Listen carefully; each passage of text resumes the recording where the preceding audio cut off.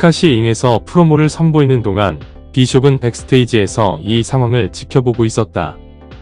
그는 스캇의 프로모를 보며 한 가지 부분에 신경이 쓰였는데 그것은 그가 스크립트에 쓰인 내용을 한 단어씩 끊어서 읊어 마치 책을 읽듯이 프로모를 소화한 것에 아쉬움을 느꼈다.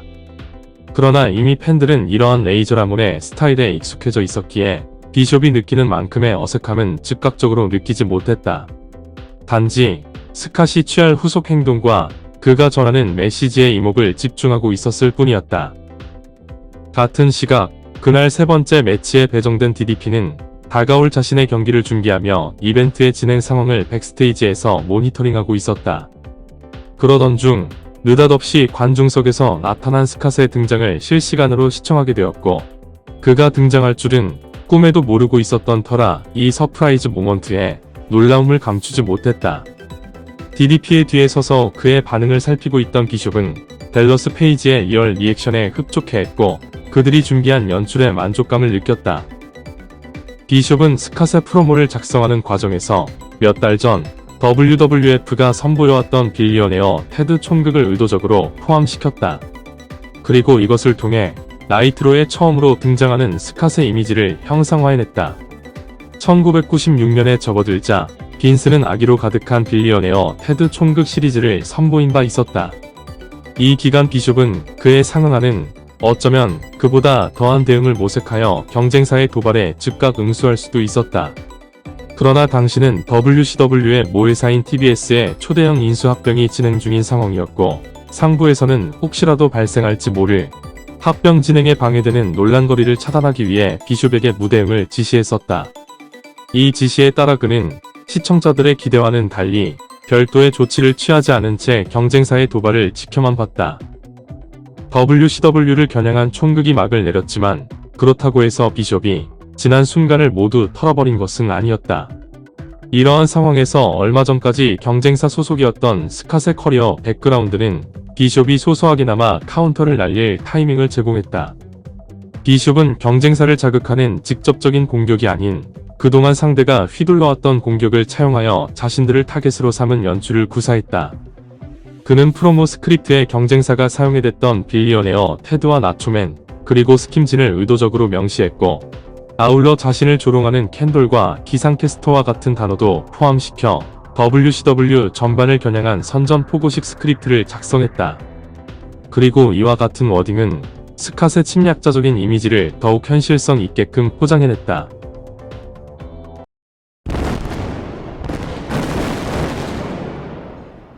그날 준비된 후속 경기들이 이어지는 가운데 세컨아워를 담당할 비숍과 희난이 오후 9시를 기점으로 중계를 이어받았다.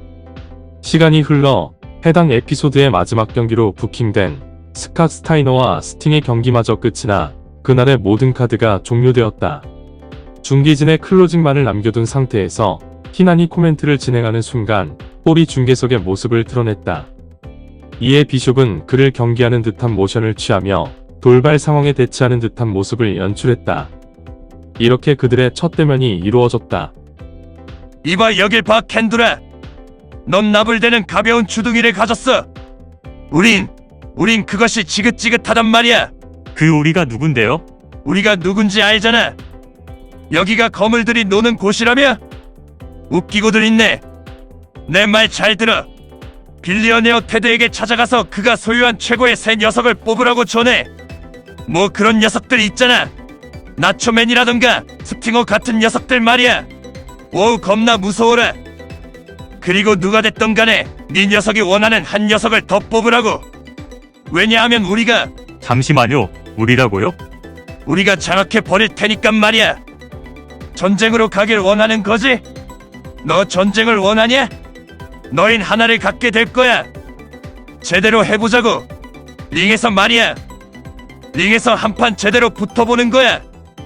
너희들이 좋아하든 싫어하든 간에 우리가 이곳에 당도해서 여길 접수할 테니까. 여기서 떠나주십시오.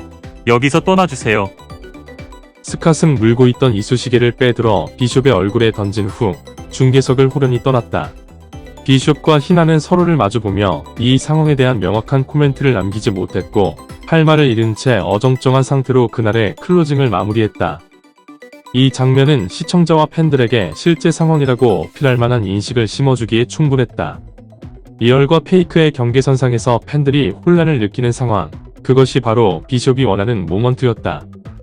게다가 그는 스캇의 이름을 직접적으로 언급하거나 노출하지 않았는데 이러한 그의 설정은 연출을 긴장감 있게 조성해냈다.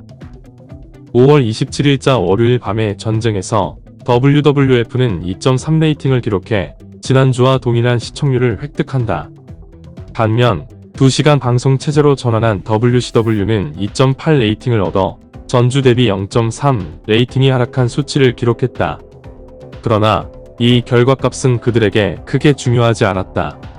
스캇의 등장 이슈 자체만으로도 팬들의 마음이 서서히 동요되고 있음을 느끼기 시작한 나이트로였다.